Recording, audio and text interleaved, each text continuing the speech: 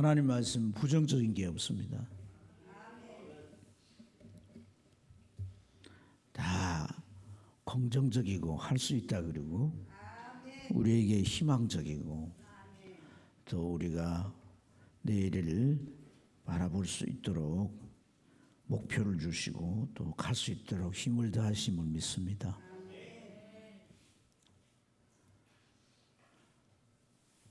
그래서 우리가 신앙생활을 하면서 이런 소원들을 가지고 기도를 많이 해야 돼요. 기도. 할렐루야.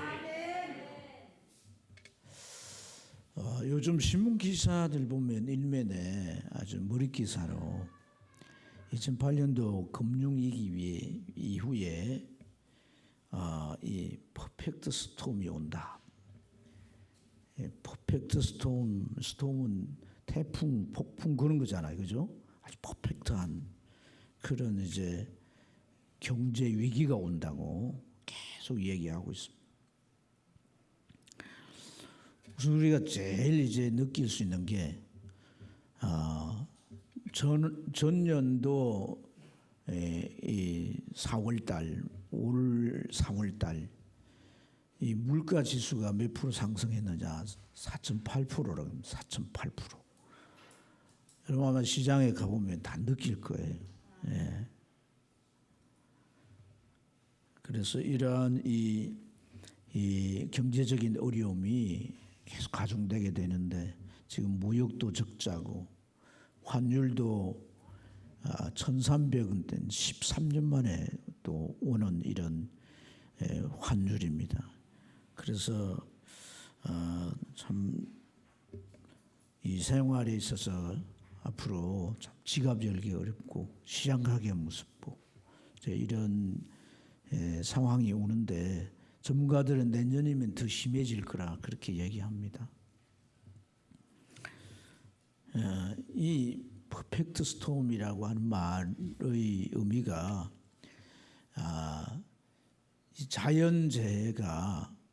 자연재해가 있는데 다른 또 이 재해가 겹치게 되면 그 자연재해 처음 끄는 개별적으로 약하지만 그게 이제 합쳐지면서 아주 큰 재앙이 된다는 거예요. 태풍이 되고 그래서 지금 전 세계가 이제 이 경제적인 그런 위기에 아주 목이 조져오는데 우크라이나와 러시아가 전쟁을 하고 이런 일들이 막 이렇게 합해지면서 전 세계에 이제 경제 위기가 오는 이게 대공황이 될 수도 있다.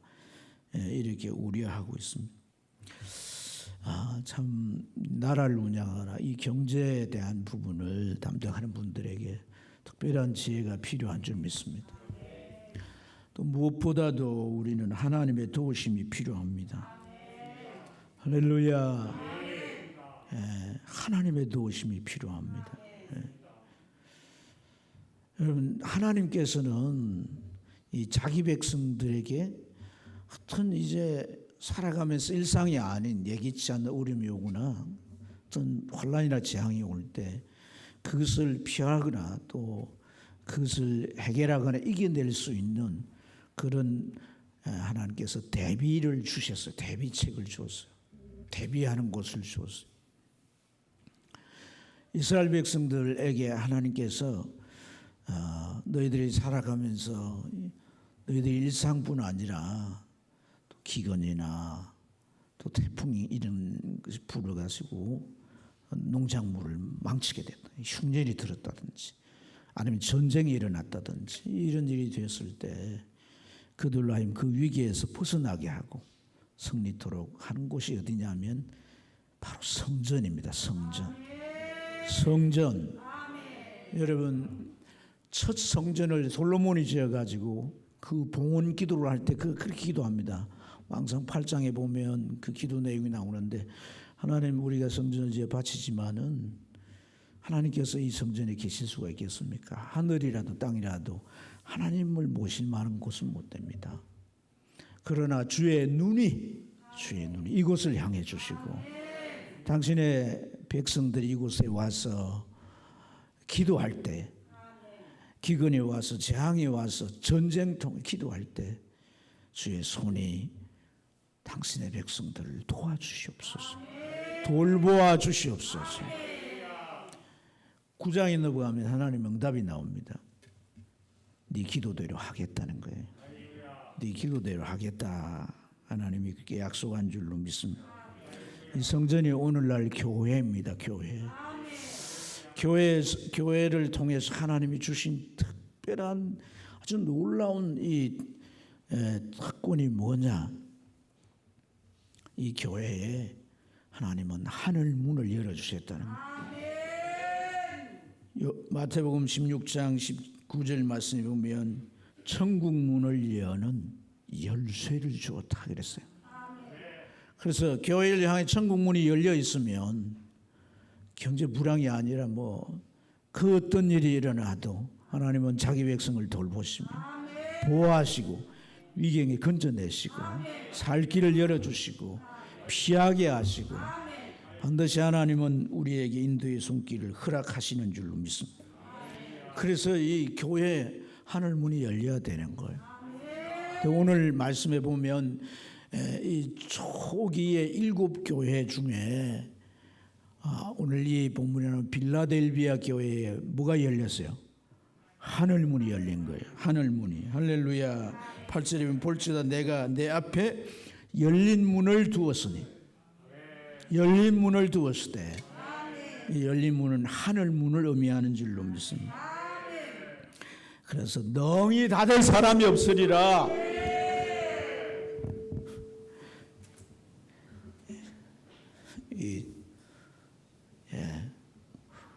고친다고 뭘 이제 공사를 했는데 이게 닫을 사람이 없으리라. 참 소망의 말씀이 아닙니까? 겁이 나서 소리도 이제 지를 수가 없어. 얼마나 소망입니까? 너무 낮추면 소리가 안 나와. 참 예민하네. 여러분, 하늘 문이 열리면 어떤 상황에도 살 길이 있는 줄 믿습니다. 물속에 들어가도 코만 이렇게 내밀면 살잖아요, 그죠? 오랫동안도 있을 수 있잖아요. 하늘 문이 열릴 때 하나님은 계속해서 우리에게 생명을 공급하시는 줄로 믿습니다. 야고보 사도는 야고보서 1장 17절에 그런 말씀을 하셨어요. 온갖 좋은 은사와 온전한 선물이 저 위 빛들의 아버지께로부터 내려오나니. 이 온갖 좋은 은사와 선물, 이 모든 것이 바로 이 땅 위에 우리로 하여금 살아가게 하는 것인 줄로 믿습니다. 영적으로든 육적으로든 살아가게 하는 하나님의 은혜란 거예요. 은혜. 그래서 하늘 문이 열리면 이러한 하나님의 은혜가 우리에게 부어질 줄로 믿습니다. 여러분, 어떻게 개인이든 교회든 하늘 문이 열리는 그런 삶이 될 수가 있을까요? 어떻게 그렇게 될 수 있을까요? 여러분, 오늘 우리가 이제 이 말씀에 이 빌라델비아 교회가 나오는데 앞뒤 전후의 교회가 어떤 교회냐면 사대 교회와 라오디게아 교회입니다. 근데 이 라오디게아 교회, 사대 교회에 대해서는 어떻게 말씀합니까? 네가 살았다는 이름을 가졌을 때 죽은 자로다 그랬잖아요. 또 라오디게아 교회에 대해서는 어떻게 말씀합니까? 네가 미지근하다, 덥지도 차지도 않고 미지근하다. 그래서 내 입에서 토하여 내치리라 그랬어요. 하지만 이 빌라델비아 교회에 대해서는 네 앞에 내가 천국을 열어놓아서 할렐루야, 하나님께서 필요한 그 교회 성도들이 필요한 복을 다 주시겠다란 이란 말씀이 아니겠습니까? 그러니까 이 교회라고 해서 다 문이 열리는 게 아니란 거예요. 열린 교회가 있고 열리지 못하는 교회가 있는 거예요. 우리 개인이나 교회가 하늘 문이 열려야 산다는 거예요.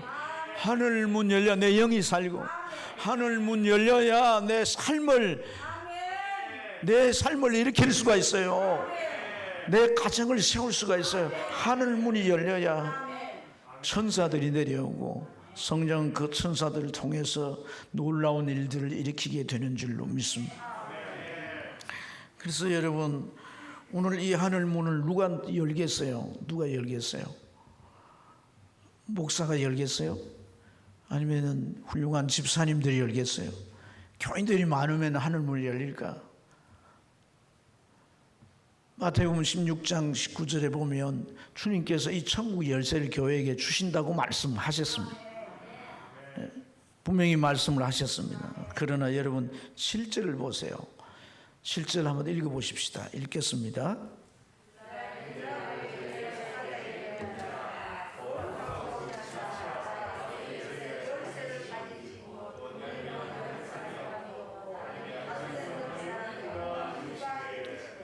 자, 이 다윗의 열쇠라는 표현이 나오는데 누굴 지칭하냐면 예수님 자신을 말하는 거예요. 예수님 자신이 내가 다윗의 열쇠라는 겁니다. 자, 이 다윗의 열쇠라고 표현한 것은 예수님 자신이 이제 이 열쇠는 누가 갖느냐? 오늘 여기 의미에서 열쇠는 왕이 갖는 거예요. 왕. 그래서 다윗의 열쇠, 다윗의 뿔이라고 하는 것은 하나님께서 다윗에게 열쇠를 주셨다는 거예요. 하늘 문을 여는 열쇠를 주셨다는 거예요. 그래서 다윗은 하나님께서 함께 하셨고 그 삶을 통해서 나라를 굳건하게 세울 수가 있었습니다. 다윗 때 과거에 사사시대에 잃어버렸던 땅을 다 되찾아올 수 있었고 다윗 때 나라를 아주 굳건하게 세울 수 있었던 거예요. 그런 다윗에게 열쇠를 주었듯이 하나님께서는 예수 그리스도에게 열쇠를 주신다는 거예요. 천국 문을 여는 열쇠를 주신다는 거죠. 그래서 주님께서 열면 닫을 사람이 없고 닫으면 열 사람이 없다라고 말씀하신 줄로 믿습니다. 예수님이 하늘 문을 여는 유일한 열쇠를 가신 분이시다는 거예요. 여러분, 뭐 아무 집에 가서 열쇠를 열 수 있는 사람은 아마 도둑이겠죠. 또 열쇠 가게를 운영하는 사람들은 뭐 열쇠를 문을 잘 열 수 있겠죠. 그러나 천국 문은 사람이 열 수가 없습니다. 예수님이 여시는 거예요. 그 열쇠를 오직 예수님이 가지고 계신다는 거예요. 교회에게 열쇠를 주시는데 열쇠를 누가 가지고 계세요? 예수님이 가지고 계신다는 거예요. 할렐루야. 예수님이 열어주셔야 되는 거예요. 목사가 여는 거 아니에요. 교회가 뭐 특별하고 대단하게 여는 게 아니에요. 예수님이 그 교회의 하늘 문을 열어주셔야 된다는 거예요.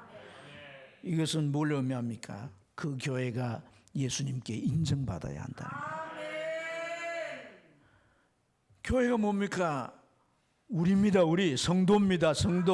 성도가 정말 예수님께 인정받는 그런 삶과 그런 신앙으로 살 때 하나님은 그 교회에다가 천국 문을 열어주셔서 각종 그 대단한 은혜들과 온전한 선물들을 주심으로써 이 땅 위에 우리가 어떤 어려움 이기고 승리하며 풍성한 삶을 살 수 있게 되는 줄로 믿습니다. 여러분, 이 빌라델비아 교회에 주님께서 무엇을 인정하셨기 때문에 이 교회에다가 하늘 문을 열어 놓으셨을까요? 8절을 보세요. 8절을 보시면 그럽니다. 내가 내 행위를 아노니 네가 작은 능력을 가지고서도 내 말을 뭐하며 지키며 또 내 이름을 배반하지 않았다고 말씀하셨어요. 할렐루야. 내 말을 지키며. 이 빌라델비아 교인들은요, 살아간 삶 속에서 하나님의 말씀을 지키려고 했었어요. 삶의 상황에 사람이 판단해 살 수 있기도 하지만 하나님의 말씀이 지목해서 가르치는 그러한 중요한 이제 상황이 올 수 있죠. 그럴 때 그들은 반드시 하나님 말씀을 지키는 쪽으로 선택해서 그렇게 삶을 산 줄로 믿습니다. 그 교회 역시도 마찬가지입니다. 교회가 무엇을 결정할 때나 또 그 교회가 하는 모든 일에 있어서 언제나 말씀을 따라갔다는 거예요. 말씀을 따라가는 신앙이 되어야 되겠습니다. 그러려면 하나님의 말씀을 가까이 해야 되는 거예요. 아침에 일어나서 먼저 하나님 말씀을 대면하고 그 말씀을 읽고 묵상할 때 오늘 내가 살아가는 내 삶의 스케줄 속에서 어떻게 살아야 할지 지침이 나오는 거예요.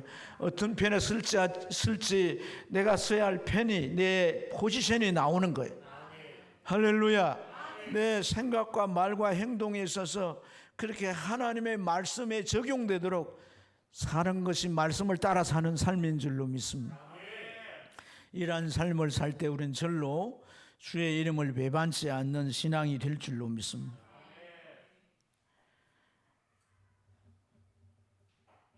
예수님께서 인정하시는 그런 것이 우선 이제 교회가 사대교회처럼 라오디게아 교회처럼 수가 많거나, 이 라오디게아는 아주 부자 도시였는데 그 교인들도 부유한 자가 많으니까 건물을 참 잘 지었어요. 크고 높게 시설도 곳곳에 잘 해놨습니다. 근데 그러한 이 라오디게아 교회들은 책망만 들었잖아요. 주님의 인정을 받지 못했어요. 이러한 것이 또 그 교회 안에 뭐 사회적으로 명망이 높은 그런 분들이 있다고 해서 주님이 인정하는 게 아니에요. 주님이 인정하는 것은 온 성도가 말씀을 따라 살고자 하는, 하나님의 말씀을 따라 살고자 하는 이 태도, 이 마음가짐이 오늘 우리 안에 있는가를 한번 되물어봐야 할 줄 믿습니다. 하루 생활하면서 아무런 생각 없이 그저 살아가는 게 아니라 하나님의 말씀대로 살고자 하는 그런 의식을 내 이 머릿속에 떠올리고, 어떤 상황 속에서도 말씀에 적용을 해서 그 말씀을 따라 살려고 하는 이런 삶의 태도가 우리에게 있어야 되는 거예요. 그런 삶을 살아갈 때 주님은 우리를 인정해 주시고, 또한 이 교회를 인정해 주셔서 하늘 문을 활짝 열어주실 줄로 믿습니다. 두 번째로 우리가 나눌 말씀은 주님과의 관계입니다. 주님과의 관계. 이 빌라델비아라고 하는 도시는 고대 버가모라고 하는 왕국의 한 도시입니다. 근데 버가모 왕이 나이가 많아졌어요. 나이가 많아 늙게 되어서 이제 그 왕위를 물려줘야 되는데 아들이 둘이었어요. 근데 그 두 아들이 이 특성이 달라, 개성이 다 있는 거예요. 큰 아들은 아주 용맹스럽고 아주 진취적입니다. 그래서 바깥에 나가서 막 활동을 많이 하는 거예요. 아주 외향적인 그런 성향이죠. 가만히 앉아가지고 국사를 본다든지 나라 일을 살핀다든지 연구를 한다든지 이런 스타일이 아니에요. 근데 작은 아들은 반면에 책을 좋아해요. 틈만 나면 책을 읽고 뭘 연구하고 사람들과 앉아 대화하고 서로 의견을 나누고, 그래서 이 사람은, 작은 아들은 내향적인 사람이에요. 둘이가 딱 이 두 성격이 누군가 하나가 다 같은 성향을 이렇게 같이 그 두 성향을 가지면 왕이 되기에 정말 좋은데, 적임자인데 다른 거예요. 그래서 왕은 고민하다가 결국 장자인 큰아들에게 왕위를 물려주었어요. 큰아들에게 뭐 당부를 많이 했겠죠. 너는 자꾸 바깥으로 놔두니까 국사를 잘 보려면 연구도 하고 이제 대신들과 함께 잘 의논도 하고 이러니까 많이 알아야 돼. 안 보던 책도 열심히 보고 그래 뭐 이렇게 알았겠. 그런데 이제 그가 왕이 돼가지고 얼마간은 좀 국사에 열중하고 하다가 도대체 막 이 너무나 견딜 수가 없는 거예요. 바깥으로 나가고 싶어서. 조바심이 나서 뭐 바깥으로 나가고 싶어. 그래서 그가 이제 동생에게 국사는 네가 대신 좀 맡아줘. 나는 전쟁하러 나가란다. 그래서 주변 나라를 정벌하고 전쟁을 계속 하는데, 형이 이제 군대를 입고 나가서 전쟁을 해가지고 영토를 좀 넓히니까 동생은 국사를 잘 보는 거예요. 그래서 넓힌 영토를 개발하고 국민들을 또 곳곳에 이렇게 더 퍼져가서 살 수 있도록 그런 시설과 환경을 만들고, 그렇게 해서 나라가 점점 커진 거예요. 버가모라고 하는 왕국이 조그마한 왕국이었는데 이 두 형제가 한 왕은 바깥에 나가서 주변을 정벌하고, 또 이제 동생은 안에서 나라 국사 일을 내실 있게 잘 가지고 가니까 나라가 아주 큰 나라가 되는 거예요. 아주 강건한 나라가 되는 거예요. 그러니까 주변 나라에서 도대체 조그마한 저 버가모고 어떻게 이렇게 크게 되는가 궁금해가지고 정탐꾼을 보낸 거예요. 보내서 알아보니까 이 형제가 너무 우애가 깊고 또 자기의 특성들을 살려서 나라를 잘 이렇게 다스린단 말이에요. 근데 점점 커지면 자기도 또 못 키울 것 같으니까 어떻게 해서든지 이 두 사이를 안 좋게 이간질해가지고 무너뜨려야 되겠다. 그래서 사람을 붙여가지고 이제 이 국사를 돌보는 동생에게 뭐라고 하냐면, 자네가 언제나 그 형 밑에서 굽신거리며 살 수 있겠냐. 당신의 지혜나 정치력은 형을 능가한다. 왕자리를 딱 차지해버리라. 이렇게 이간질합니다. 또 이제 다른 사람을 보내가지고 또 그 형에게는 네 동생이 네 자리를 넘보고 있다. 너 그대로 이제 계속 바깥으로 나돌라간 왕자리를, 왕지위를 빼앗길 수 있어. 그러니까 이제 서로를 이간질해가지고 쌈박질이 일어나게 만들어 놨잖아요. 근데 형이 돌아오니까 지혜로운 동생은 그 형의 자리, 이 왕의 자리, 왕위를 그대로 돌려줍니다. 그러니까 이간질한 건 다 거짓말인 거예요. 적들이 서로의 관계를 불화하도록 하기 위해서. 정말 충직스러운 동생을 사랑한 나머지 그가 이제 나이가 들어 늙자 왕위를 동생에게 물려주게 되는 거예요. 그 동생이 누구냐 하면 이 아탈루스 2세라고 하는 버가모 왕이에요. 이 아탈루스 2세라고 하는 버가모 왕은 왕위를 물려받아서 그가 이제 이 빌라델비아라는 도시를 세우는 거예요. 이 빌라델비아는 이름이 뜻이 뭐냐면 이제 빌로스라고 하는 빌로스. 이 빌로스라는 말은 사랑이란 말이고 또 아달포스라고 하는 말은 형제란 말이에요. 그러니까 형제 사랑을 말하는 거죠. 형제 사랑. 근데 이러한 이 합성화된 이 빌라델비아라는 말은 자기가 지은 게 아니에요. 백성들이 별명으로 지어준 겁니다. 그래서 이 도시를 만들어서 이 빌라델비아라 그렇게 명명을 한 거예요. 여러분, 이 빌라델비아의 그런 역사적 유래 속에서 그 형제의 우애처럼 고린도 교인들도 주님과의 관계가 돈독한 관계였다는 거예요.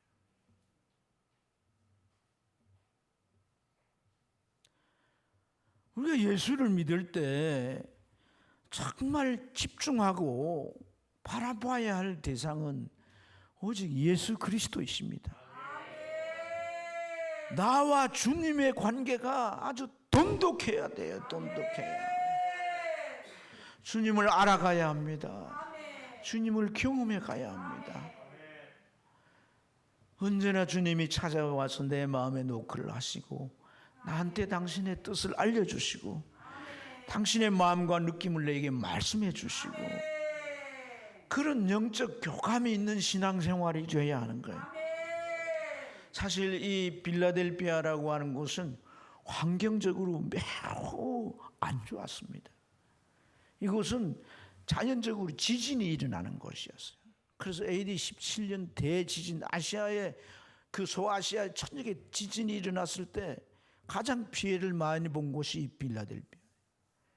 근데 이 빌라델비아 교인들이 다 살기 힘들죠. 왜냐하면 뭐 땅이 갈라지고 집들이 무너지고 이런 걸 다 복구하고 왕이 그렇게 복구하도록 해주었지만은 그러나 또 언제 지진이 일어날지 모르잖아요. 다른 곳을 다 가고 싶지만은 못 가요. 왜? 교회 때문에. 교회를 지키기 위해 가지 않습니다. 그 위에 AD 23년인가 또 지진이 일어났어요. 또 이곳은 영적으로 아주 혼탁한 곳입니다. 이게 이제 교통 요충지고 상업이 활발하게 일어나는데 당시 사람들은 다 상업을 하는 사람들은 신을 다 섬겼어요. 그래서 얼마나 신이 많느냐면 제2 아테네를 할 정도로 신전이 많이 세워진 것이 이 빌라델비아예요. 심지어 로마 황제는 황제 숭배를 강요하게 되는데 이 황제 숭배에 열렬하게 그 황제 숭배에 앞장섰던 그러한 나라의 백성들이 빌라델비아 사람들이에요. 그래서 많은 사람들이 이제 그 황제를 숭배하면서 이렇게 예수님을 배반하지만 이 빌라델비아 교인들은 순교함에까지 배반하지 않는 거예요. 신앙생활에 정말 어려운 그런 환경, 이러한 환경 가운데서도 이들은 하나님의 말씀을 따르려고 했고 주님을 버리지 아니했어요. 사실 7개 교회 가운데 교회의 어떤 수적인 것이나 모든 시설의 규모에 있어서 제일 작은 교회예요. 그래서 오늘 말씀이 뭐예요? 작은 능력을 가지고도 이렇게 하는 것은 물리적으로 작았다는 거예요. 모든 게 물리적으로 작았지만 그들 안에 있는 영성은 어느 교회 못지않게 큰 줄로 믿습니다. 이런 환경 속에서도 주님을 사랑했어요. 제가 살아보면서요, 참 관계에서 중요한 게 신의입니다. 신의. 신의가 뭐냐? 풀이해 보니까 믿음과 의리입니다. 믿음도 있어야 되지만 의리가 있어야 돼.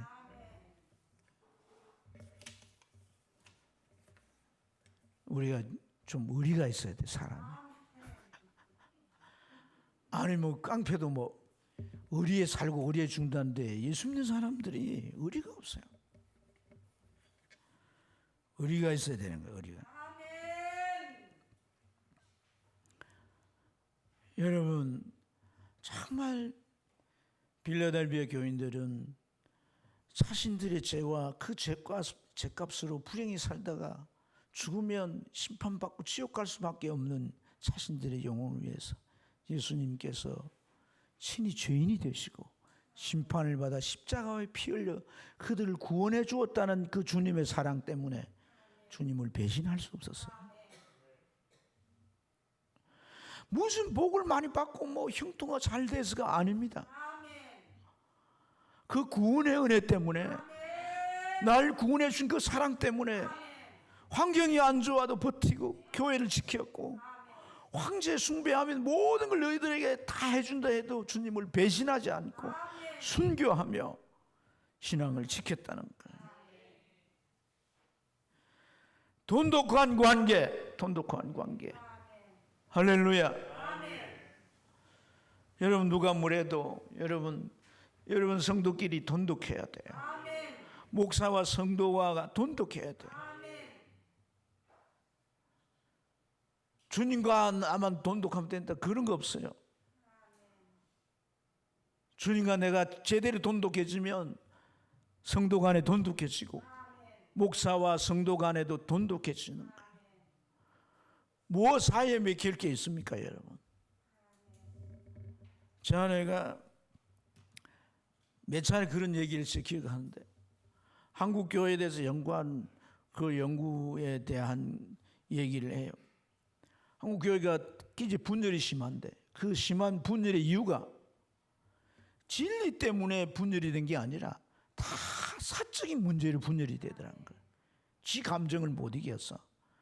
어쨌든 뭐 한 자리 하고 어쨌든 뭐 이제 자기가 주권을 가지고 좌우하려고 하다 보니까 그건 그냥 교회도 그렇고 지도자들에게도 그렇고 다 그런 문제로 분열되더라는 거예요. 그러면 안 돼요. 사람 다 부족하고요. 다 문제가 있는 거예요. 어떤 상황 속에 문제가 일어나도 돌아서면 관계를 개선하려고 하고 회복하려고 하고 돈독한 관계를 만들어야 돼요. 경상말로 뚱 해가지고 막 버티고 뭐 이러면 안 되는 거예요. 돌아서면 웃고 할렐루야. 누가 봉사하고 있고 누가 일하고 있면 내가 뭐 해줄 게 없어요. 난 좀 와서 봉사하고 싶습니다. 이런 우리가 이 한 발 가까이 내딛는 이런 태도가 필요합니다. 혹시나 뭐 시킬까 봐 막 예?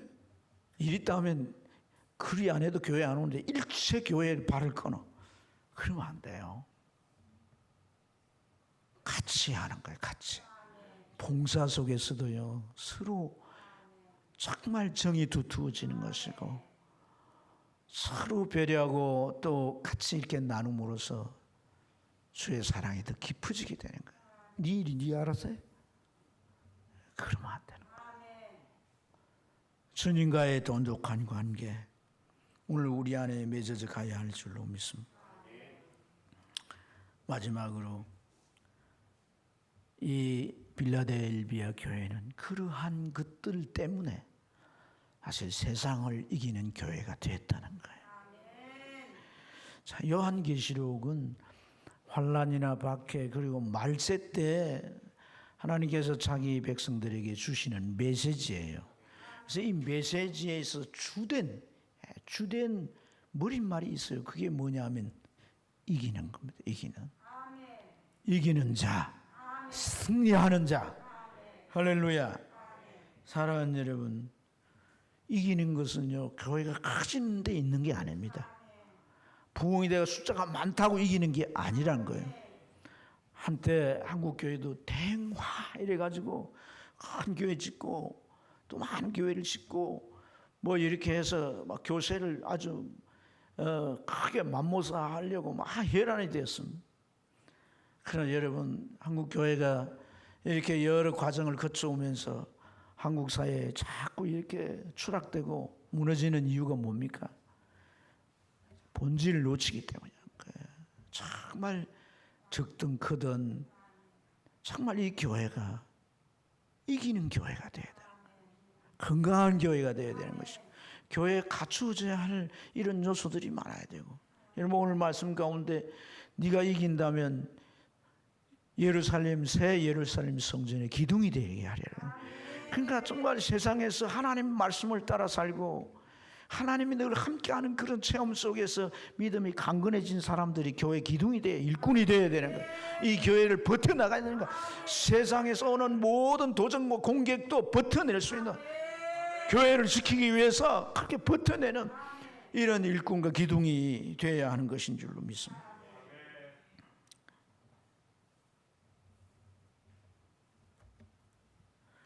여러분, 요새 우리가 주목해야 할 단어가 뭐냐면 메타라고 하는 단어입니다. 메타. 이 메타라고 하는 단어를 좀 많이 쓰는데, 제가 찾아보니까 메타 존재론, 메타 경제학, 메타 윤리학, 메타 수학, 메타 지식, 메타 이론이 엄청나게 많습니다. 메타라고 하는 건 지식이나 과학이나 심지어 인간의 감정에까지 이 메타 개념이 적용이 돼요. 여러분, 얼마 전에 대선에 메타버스 들어봤잖아요. 메타버스. 그런 말 나왔잖아요. 이 메타란 말은 그리스어인데 넘어서 위에 있는 초월적인 이런 말이에요. 그러니까 물질계인 이 자연계에 가상세계, 이상으로 바라보는 가상세계가 더해지는 게 메타인 겁니다. 그래서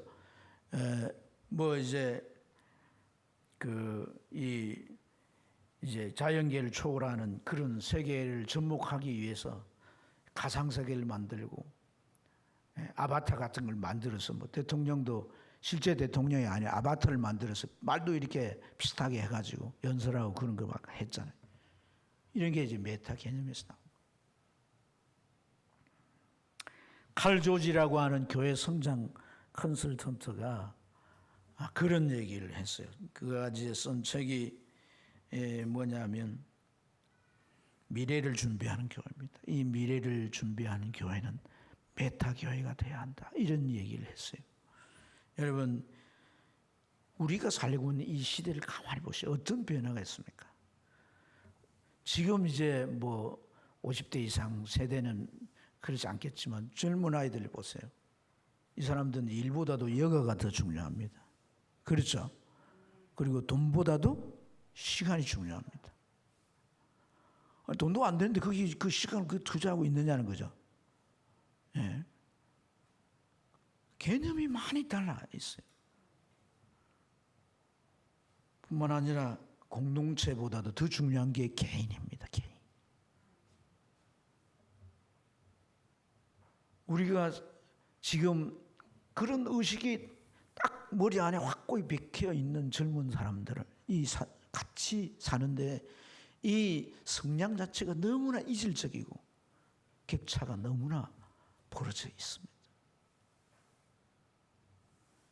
이러한 이 시대에 미래적으로 교회가 계속 살아남으려면 본질을 추구하되 비본질적인 요소에는 변화가 필요하다고 얘기합니다. 교회 규모가 크냐 작냐 이게 문제가 아니라 질, 이 퀄리티가 중요하다는 거예요. 그걸 추구하지 아니하면 교회는 이 세속의 강력한 영향력에 계속 오염되어서 교회의 참모습을 잃어버리게 되고 교회는 이 시대의 뒤안길에 사라져버리고 말 거라고 말합니다. 지금은 메타 시대에 와 있다는 거예요. 메타 시대. 그러니까 과거에 과학이 발달하기 전에 자라왔고 가져왔던 그런 의식 구조는 시대를 미래를 바라볼 수가 없다는 그런 얘기예요. 이것은 우리 삶에도 적용해야 할 줄로 믿습니다. 변해가는 세상 속에 우리가 어떻게 잘 맞춰서 생각을 바꾸고 개념을 바꾸고 우리가 승리할 수 있는가 하는 이런 고민들이 우리 삶에 필요한 줄로 믿습니다. 사실 이 빌라델비아 교회는 바로 이러한 이 메타 시대에 좋은 모델을 우리에게 제시해 주고 있는 줄로 믿습니다. 왜냐하면 이 빌라델비아 교회는 세상을 이기는 교회였다는 거예요. 지는 교회가 아니라 이기는 교회. 할렐루야. 영향을 받는 교회가 아니라 영향을 주는 교회. 교회로서의 그 독특한 이 공동체성을 잘 살려내는 교회. 본질을 잃지 않는 교회. 여러분, 이 교회가 어찌하여 그럴 수가 있었다는 거예요. 메타라는 개념이 뭐냐? 그 너머라고 했잖아요. 초월적인 것이라고 했잖아요. 주님께서 하늘 문을 열어줄 수 있도록 이 초월적인 은혜가 왔다는 거예요. 사람들이 보일 모습 이상의 것들을 이 빌라델비아 교회는 이 땅 위에 드러냈다는 것입니다. 사람들이 많이 모이고 교회 시설을 잘 갖추고 이런 사람 다 볼 수 있는 겁니다. 그러나 하늘로부터 오는 영적인 생명력, 그리스도인만이 보일 수 있는 그런 인간다움, 그들의 윤리, 그들의 도덕성, 그들의 영적 생명력, 이런 것들은 그 너머에서 오는 것이고 초월적인 것으로부터 되어지는 것이다. 할렐루야. 주님은 그러한 교회가 되도록 하늘 문을 열어주신 이유는 다른 거 아닙니다. 진리를 지키는 겁니다. 내 말을 지키고 인내의 말씀을 지키고 하나님의 말씀을 지킬 때, 그리고 주의 명예를 실추하지 않을 때. 지난주일 말씀 기억합니까? 하나님께서 왜 그 바벨론 땅에 참 물들어가고 있는 자기 백성을 향해서 내가 너희들을 회복시키겠다, 이 땅으로 되돌아오게 할 것이고 너희들 땅도 다 복구하고 이 황폐한 땅을 다 에덴 동산같이 되게 할 거다. 그래서 사람들이 지나가면서 저 땅 저 황폐한 땅인데 어찌하여 저 땅 주인들이 돌아오고 이렇게 좋은 에덴 동산처럼 만들어 놨는가? 하나님이. 근데 하나님이 왜 그런다는 거예요? 자기 더럽힌 이름을 회복하기 위해서. 여러분 기억해야 합니다. 나를 당신의 자녀로 삼으셨다면 하나님 포기하지 않습니다. 내가 생각이 부족하고 믿음이 부족해서 헛으로 산다 할지라도 하나님 언젠가는 나를 간섭하실 것이에요. 그래서 내 삶을 진리 위에 놓으실 거예요. 그러니까 미리 정신을 차리고 말씀을 지키고 삽시다. 말씀을 따르고 삽시다. 한 대 맞아야 정신 차릴 겁니까? 그럴 필요 없습니다, 여러분. 할렐루야. 내가 구하고 얻으려 하는 모든 것 하늘 문 열리면 다 옵니다. 다 주어집니다. 하나님이 주시면 내가 하나님을 자랑할 수 있잖아요. 성도들에게 좋은 귀감이 될 수 있잖아요.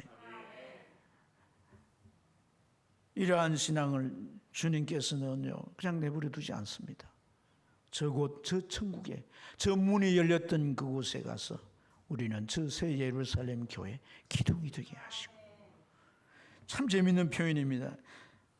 새 예루살렘의 이름과 나의 새 이름을 그 이 위에 기록하겠다고 합니다.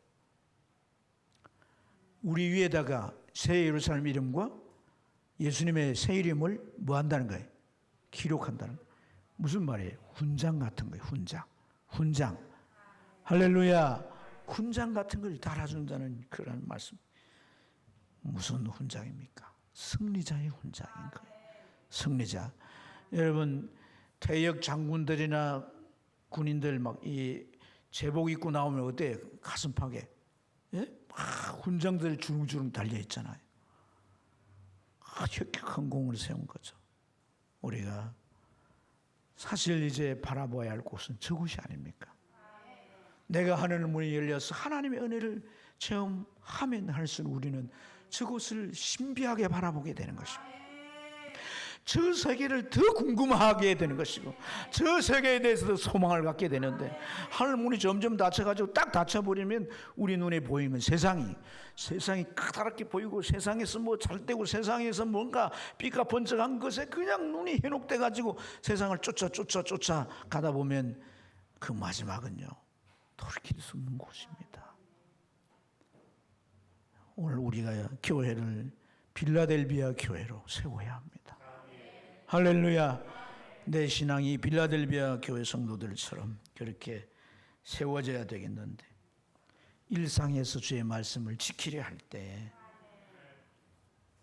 나를 따르는 제자의 삶이라고 주님이 인정해 주시고, 주님의 인정과 동시에 하늘문이 열리게 되어서, 할렐루야, 하늘의 은총이 우리에게 떠나지 않게 될 줄 믿습니다.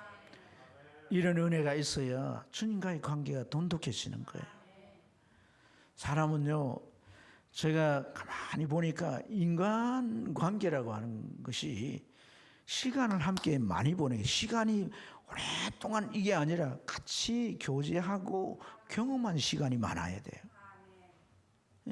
저희 손주들도 제가 바빠가 제대로 안 보면 제가 이제 보고 싶어 하면은 안녕하세요 이렇게 하고 끝납니다. 그래서 한 봐주기를 막 이렇게 봐주기를 기대하고 옆에 가서 알랑거려도 안 봐줘요. 안녕하세요 이렇게 하면 끝난다니까. 자꾸 교제하고 깊어져야 돼요. 그래야 신의가 두터워지기 때문에 여러분, 하나님을 경험하세요. 기도하세요. 하나님을 풍성히 삶 속에 경험하도록 영적으로 예민하세요. 하나님은 우리를 찾으시고 우리를 만나기를 원하시고 우리와 함께 하기를 원하십니다. 그래서 여러분, 어떤 부분을 우리가 취약한 건가를 깨달아야 되는 것이고, 주님의 영광, 주님을 배반하지 않는 게 뭐겠어요? 우리가 주님을 부인하거나 등 돌리지 않아도 소극적으로 우리가 주님을 배반하는 성격의 삶이 될 수 있습니다. 정말 주님을 드러내야 할 때 내 신앙을 감추고 그리스도인됨을 내가 나타내지 않는 게 그런 것입니다. 그래서 사람 앞에 부인하지 않는 것도 주님께서 큰 문제로 보시지 않습니까? 신앙생활은요, 진취적이어야 합니다. 예수 전해야 합니다. 주님 내가 배반하지 않았다고가 아니라 주님 증거하시기 바랍니다. 싱가포르에 가면